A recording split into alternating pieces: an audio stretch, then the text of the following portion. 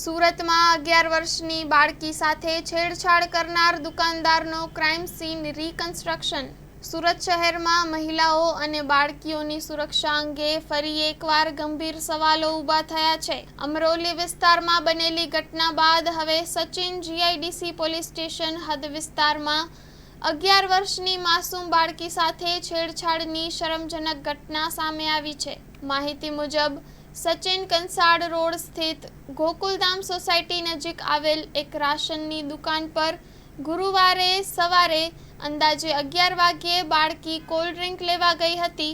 તે દરમિયાન દુકાન સંચાલક પ્રભુલાલ માળી દ્વારા બાળકી સાથે અશ્લીલ હરકત અને છેડછાડ કરવામાં આવી હોવાનો આરોપ છે.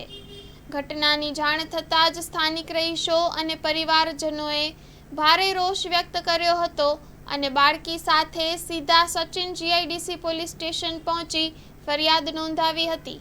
ઘટનાની ગંભીરતા ધ્યાનમાં લઈને પોલીસે તાત્કાલિક કાર્યવાહી કરી આરોપી પ્રભુલાલ માળીની મિનિટોમાં જ ધરપકડ કરી હતી. આજે પોલીસે આરોપીને ઘટના સ્થળે લઈ જઈ ક્રાઇમ સીનનું રિકન્સ્ટ્રક્શન કર્યું હતું. આ દરમિયાન મોટી સંખ્યામાં સ્થાનિક લોકો એકત્રિત થયા હતા અને પોલીસે સ્થાનિક લોકોને સમજાવ્યું હતું કે જો કોઈ પણ દુકાનદાર અથવા વ્યક્તિ આવી હરકતો કરે તો તરત જ પોલીસના ટોલ ફ્રી નંબર પર જાણ કરવી, જેથી કડક કાયદેસરની કાર્યવાહી કરી શકાય.